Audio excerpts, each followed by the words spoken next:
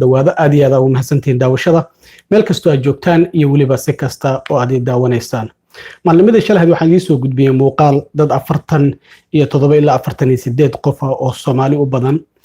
oo lagu soo ogay dacwad ah inay musuqmaasuqeen ama xadeen ama ay lunsadeen lacagtii loogu talagalay in caruurta lagu qoodiyo xilligii cudurka coronavirus uu jiray ee gobolka Minnesota. haddaba qaar ka mid ah dadkaasi oo Soomaali haddana ay u badan tahay ayaa maanta maxkamad la soo taagaya. waxa qaar ka mid ah dadkaasi 48 qof ah 7 ka mid ah ayaa xabsi ku jirtay oo xirnaa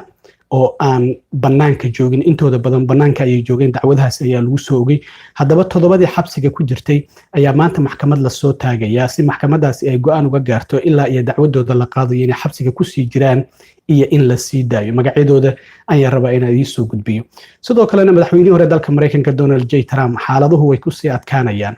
xiriiryaha guud ee gobolka New York ayaa shalay dacwad madani ah ku soo ogay oo ah in uu hantidiisa ka been sheegay muddo 10 sano ah. isaga iyo carruurtiisa ayaa lagu soo ogay. dacwadaasi maxay tahay inaan idila wadaaga ayaa rabaa. sidoo kale maxkamadda racfaanka ayaa iyaduna shalay gelinkii dambe waxay go'aamisay in dukumentiyadii sirta ahaa ee guriga Trump laga soo helay ay wasaaradda cadaaladda dib u eegis ku samayn karto. markii hore Trump waa tii loo magacaabay baare qaasa, isla markaana baarahaasi la doonayo inuu eego wasaaradda cadaaladda laga hor istaagay. dalka Ruushka shalay waxaan ognahay madaxweynaha dalka Ruushka inuu ku dhawaaqay inuu abaabulayo ciidamada kaydka iyo weliba ciidamada khibradda military. hadda dadkii dhamaan raggii gaaray da'da dagaalka ayaa waxay ka qaxayaan dalka Ruushka. haweenkiina raggooda waxayba yiraahdeen lugaha ayaan ka jabinaynaa si aysan dagaalka u aadinay halkan u joogaan. warbixin ayaan idinka hayaa sidoo kale, balse marka hore aan ku hormaro.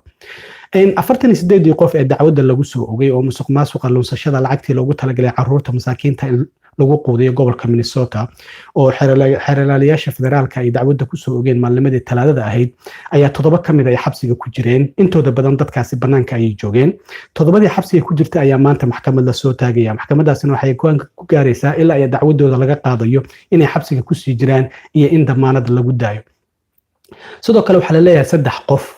ayaa loo malaynayaa inay wadanka ka baxsadeen kadib markii FBI baaritaanka ay bilowday bishii January, amaba ay wadanka ka maqnaayeen ka hor intii FBI ay baaritaanka bilaabeen. laakiin 3 qof ayaa ilaa hadda la leeyahay 3daas qof inay Soomaali yihiin iyo inay dad kale yihiin lama carabaabin. marka 7dan qof ee la soo taagayo maxkamadda 2 ka mid ah oo Soomaali ah oo magacyadooda la kala yiraahdo Cabdicasiis Faarax iyo Maxamed Ismaaciil, iyaga waxaa hore loogu qaaday dacwada passport fraud oo ah in baasaboorkooda ay ka been sheegeen. oo dadkan baasaboorkii naga lumay inay yiraahdeen oo baasaboor kale ay dalbadeen kadibna iyagoo wadanka ka carar raba in la qabtay. Maxamed Ismaaciil ayaa kamid ah 29 bishii Abriil la qabtay isagoo baasaboorkiisa inta FBI ka qaadatay in haddana mid kale dalbaday oo booliska intuu tagay baasaboorka waa iga lumay mid kalena loo soo saaray isla markaana wadanka isagoo ka cararay la qabtay. labadaas qof Cabdicasiis Faarax iyo Maxamed Ismaaciil ayaa kamid ah dadka maanta maxkamadda la soo taagay. waxaa sidoo kale kamid ah Qadar Aadan, Liibaan Cali Shire, Canab Cawad, Cabdicasiis Faarax oo idin sheegay, Maxamed Ismaaciil iyo weliba Ayaan Jaamac. dhamaanba dadkaasi maanta ayaa maxkamad la soo taagaya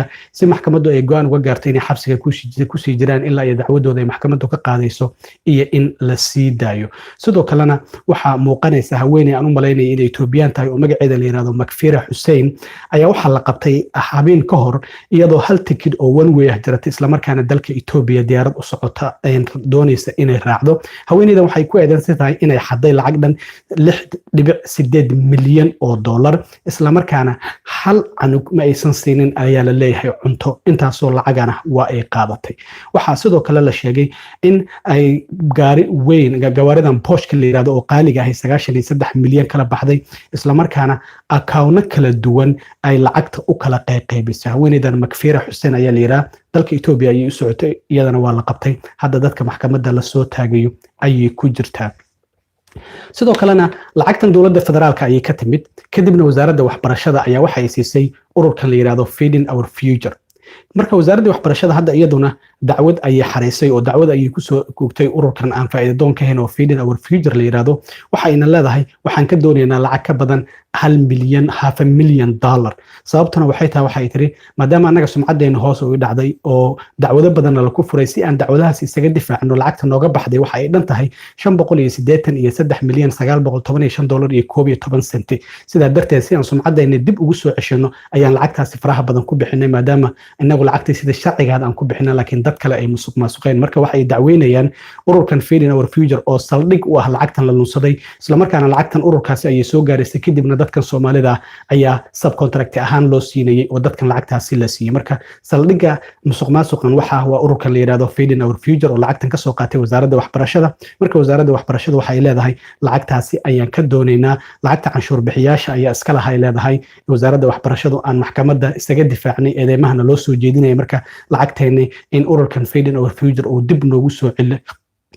soo celiyo ayaan hadda doonaynaa marka arintu halkaasi mareyshay waxaan arkay dad badan oo Soomaaliyeed oo yiri dadka inta badan Soomaalida sumcadoodu ma aysan wada laabeen dad ay qaladkan sameeyay laakiin community ugu badan Soomaalida Minnesota ay ku dhaqan yihiin sida darteed dadka ugu badan ee musuqmaasuqan lagu eedeynay waa Soomaali marka sumcaddii Soomaaliyeed inta badan waxay muuqataa inay dadkaasi ay ku ciyaareen maaha dadka Soomaaliyeed inuu dambiilayaal yihiin ama ay wada ceebeysan yihiin laakiin haddii musuqmaasuqii ugu weynaa ee Mareykanka ka dhacay ay Soomaali ay sameysay arintaasi sumcadda bulshada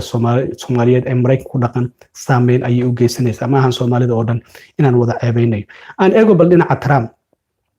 dacwadaha ku furan madaxweyne hore dalka Mareykanka Donald J Trump markastaba marka ka dambaysa xaaladdu way ku sii adkaanaysaa shalay xiriiryaha guud ee gobolka New York Letitia James ayaa waxa ay dacwad madani ah ku soo ogtay madaxweyne Trump iyo saddexdiisa ilmo ee qaangaarka ah waxaana sheegtay in muddo sanado ah ay ka been sheegayeen hantida ay leeyihiin oo lacag aysan lahayn ay sheeganayeen in ay leeyihiin isla markaana sidoo kale ay qayaaneen systemka iyo waliba dadka gobolka New York iyo guud ahaan dalka Mareykanka haweeneyda Letitia James waxa ay Trump ka dalbanaysa lacag gaaraysa 250 milyan inuu bixiyo isla markaana sidoo kale laga ganaaxo ururka Trump amaba Trump ururkiisa laga ganaaxo in uusan wax ganacsi dambaha uusan ka sameyn karin gobolka New York isla markaana sidoo kalena in uusan ka iibsan karin wax real estate muddo 5 sano ah marka haweeneyda Letitia James waxa ay tiri Trump waxa uu ka been sheegay hantida uu lahaa si uu deymo uga helo bangiyada isla markaana uusan canshuur u bixin waxa sidoo kale jiro dambiyo oo in uu jabiyay xeerarka federaalka ee dhac dambiyada waxayna xaqiijisay IRS-ta iyo sidoo kalena degmada koonfureed ee gobolka New York arintaas inay u wareejisay sidoo kale inay wax ka qabtaan haddaba Trump in ka badan 200 oo jeer ayaa waxa uu leeyahay waxa uu been ka sheegay ama marin habaabiyay qiimaha hantida uu ku leeyahay gobolka New York iyo waliba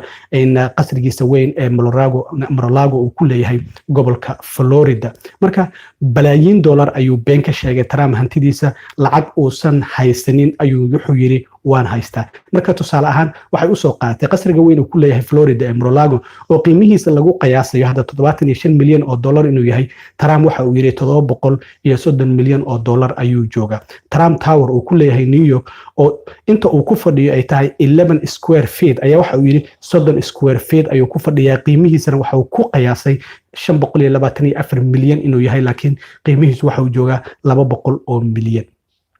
marka Trump beentaasi ayaa lagu qabtay inuu ka been sheegay hantidiisa sida darteed cadeymo fara badan ayaa xeraalyaha guud ay soo bandhigtay Trump arintaasi waa iska fogay oo beeniyay wuxuu ku eedeeyay haweeneydan xeraalyaha guud ee gobolka New York oo dimuqraadi ah in arrimo siyaasadeed ay u daba joogto isla markaana intii aan la dooranba ay dhahaysay Trump dabagal ayaan ku sameynaya marka Trump arintaasi ayaa sidoo kale lagu helay inuu beentaasi ka sheegay hantidiisa marka waxay ka dalbanaysaa lacag gaaraysa 250 milyan oo dollar inuu bixiyo isla markaana sidoo kale gabi ahaanba laga ganaaxay inuu wax ganacsi ah uu ka sameeyo isaga iyo caruurtiisa gobolka New York muddo 5 sano inuusan wax ganacsi real estate uusan ka iibsan karin muddo 5 sano gobolka New York sidoo kale in laga ganaaxo dhinaca kale baaritaanka ku socday dokumentiyada Trump laga soo helay gurigiisa in wasaaradda cadaaladda waxay aaday maxkamadda racfaanka maadaama in garsoore ay fadhiya gobolka Florida oo magaceeda la yiraahdo Ellen Cannon ay ka hor istaagtay wasaaradda cadaaladda inay